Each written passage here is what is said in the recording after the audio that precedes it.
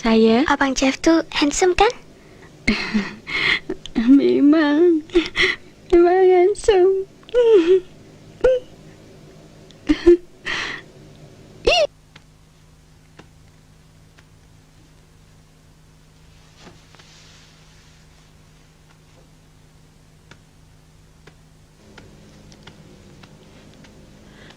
Maaf menunggu. Saya baru balik. Saya yang harus minta maaf sebab datang tanpa appointment. Takkanlah datang nak pakai appointment. Pintu rumah saya sentiasa terbuka untuk kau, Jeff. Terima kasih. Jeff datang tentu nak jumpa Ina sebab nak ajar main gitar. Ina keluar sekejap. Kejap lagi dia balik. Silakan duduk.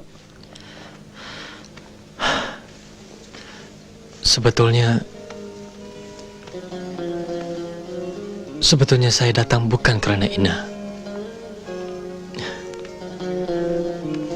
Tapi Apa barangkali yang kau ingin sampaikan pada saya, Jeff? Kalau kau ingin bantuan dari segi apa pun, katakanlah. Saya sedia membantu. terima kasih. Sebetulnya saya tak perlu apa-apa. Cuma Jeff, kau seperti sedang menghadapi sesuatu masalah. Apa problem kau tu? ya, problem yang saya tak boleh atasi. Baik, kau duduk. Ceritakanlah. Silakan.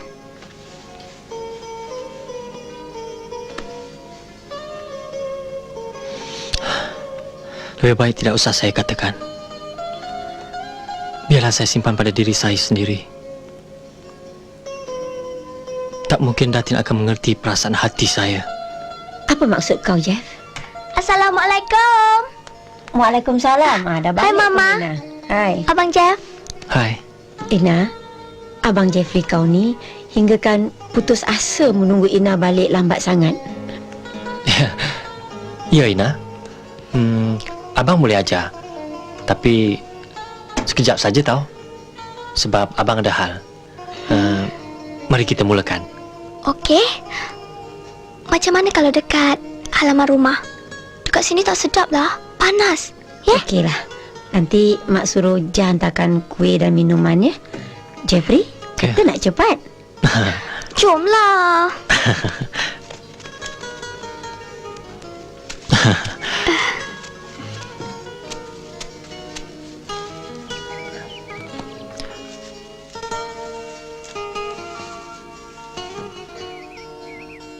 Okey, kita mulakan. Bagaimana nak pegang kod A? Okey? Tali nombor 2. Ini tali nombor 3. Ini di sini. Pegang. Ya, sebab sejak kita berkenalan, Datin adalah sumber ilham saya.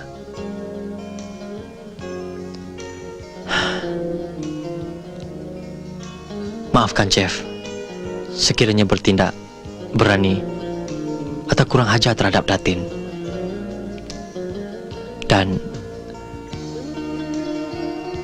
izinkan Jeff memanggil kau Sherry.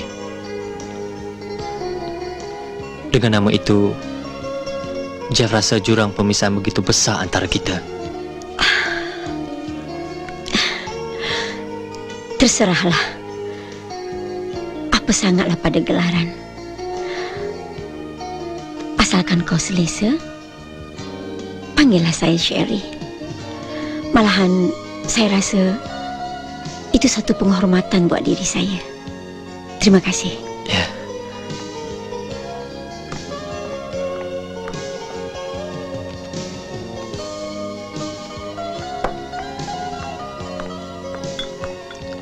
Oh ya, salah satu lagu yang Jeff akan rakamkan